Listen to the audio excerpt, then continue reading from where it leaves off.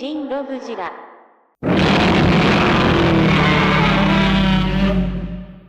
Kyojin Goji will be standing at under 6 inches tall. Shokugan, Movie, King, HG, SHMA, NECA, Kaiju Canuck stickers. Thank you, Kaiju Canuck. And here he is with one of his original incarnations in the Toho Kaiju series and the Movie Monster series. Now we can take a look at this lovely tag. On the front of this lovely tag, we are going to have an image of Shodai Goji holding his little plane, and we're going to see the 70th anniversary logo right here, as well as the 90th anniversary for the Yomiuri Giants, which is why this entire thing exists. More on that later. Got another Yomiuri Giants logo over here, nice and flashy. Remember when the Godzilla logo looked like that on a Movie Monster series tag? Gojira 1954, Yomiuri Giants version Godzilla 1954. The back of the tag will feature most of the same, with the side of the tag cut out to Shodai Goji's dorsal fins. Yomiuri Giants 90th anniversary version Movie Monster series Yomiuri Giants 1934 once more, and we've got the inside of the tag.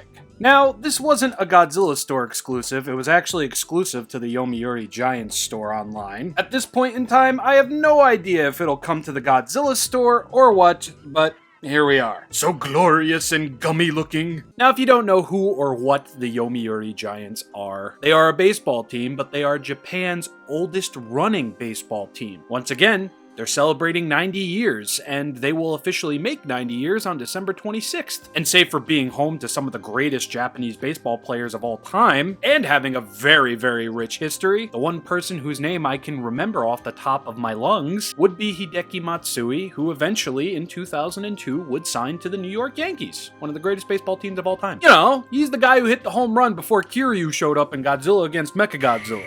Anyway, enough history. Now, I've mostly had some pretty unkind words for this specific release ever since it was reissued or retooled, whatever have you, in 2019. The original release is peak Bandai laziness. But with this gentleman right here, we are going to get a beautiful translucent orange with very many white highlights. Light paint on a translucent vinyl figure is one of my favorite things, as it brings forth that somewhat lost detailing that the translucent vinyl often comes with. Thankfully, the Yomiuri Giants, or Kyojin, have a very awesome colorway to that of their uniforms and their overall appearance. White, orange, and black just comes off very, very cool and somewhat Halloween-y, and it also helps that this guy kind of looks like an orange creamsicle, or an orange creamsicle flavored candy, or oranges and cream soda from Stewart's.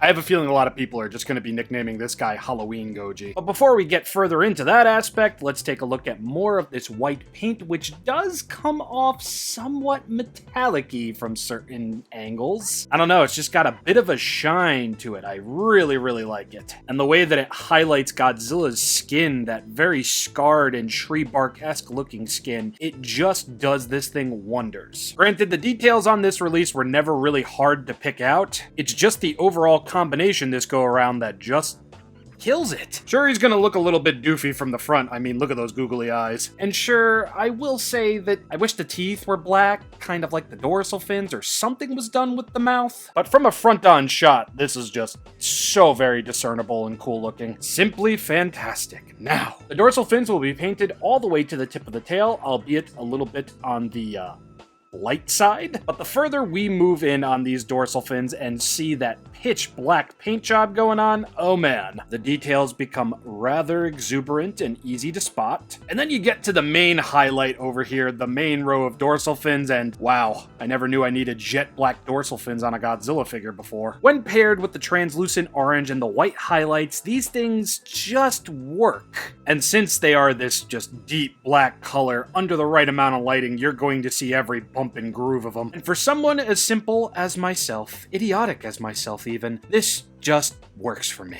And plus, this profile shot, man, orange, white, black, fire. Paint and detail are going to get 2 solid stars because this colorway is awesome. And like every sports team ever, the Yomiuri Giants, or Kyojin, as they're referred to as by the fans, which is why I called him Kyojin Goji. They have 2 different uniforms, this representing their home uniform, and they have a darker colorway, mostly gray, not white, for their away game. So I wouldn't be against getting another version of this with gray instead of white, maybe a darker orange and more black, or just reverse the overall color. Maybe do a somewhat translucent gray Godzilla figure with orange highlights and black dorsal fins. That That would be sick. Let's move on over into Articulation, since you can probably call it. It's a drinking game at this point, for those of age. Nothing at the head, full rotation at the arm, and of course, the other arm. Double, of course, for the legs. Over here. Forgive me, I'm trying to be gentle with this. I don't want to scrape off any of this beautiful white paint. And then nothing at the tail.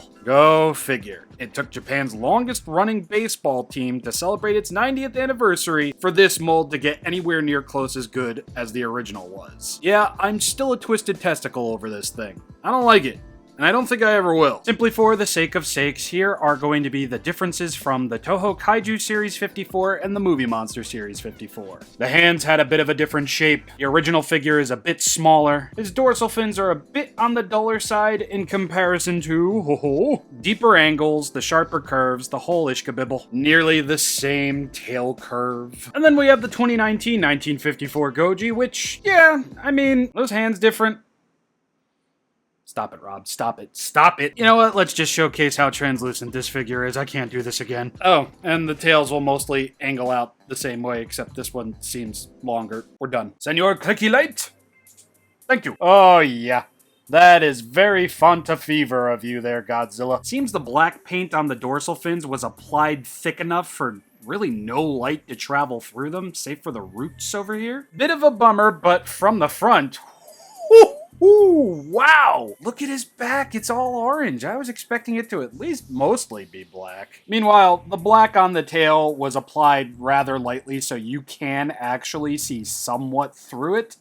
Cool either way. The white initially doesn't do much, can relate, but when you shine it through his back, yeah, you can see like the raised parts of his skin coated in white really stand out a bit more. Not so much through the legs, or the foot for that matter. Overall, I am going to award this figure a solid star for his translucency because yes. And don't worry about that Godzilla the Art variant of this figure, I'm working on it. This is a lovely little sidestep for that of the Movie Monster series. It's had a pretty uneventful year this year, but I feel like that's going to change come the fall. And this is very welcome for that of Shodai Goji. The only reason I'm so hard on that 2019 release is just that this is Shodai Goji, the first Godzilla. He deserves better than this. That's lazy. Is boring. Imagine if they re-released this in a minus color version. Yes please. That would be nicer. That'd be a great way to celebrate 70 years. Either that or bring back the Master Detail series, Bandai. But anyway, I've been ShinRobjira. Do so hope you all enjoyed, and I will see you at some point next week with a review of the Bandai Movie Monster series Godzilla 2002 from Godzilla against Mechagodzilla, which I mentioned earlier in this video. Full circle. Peace.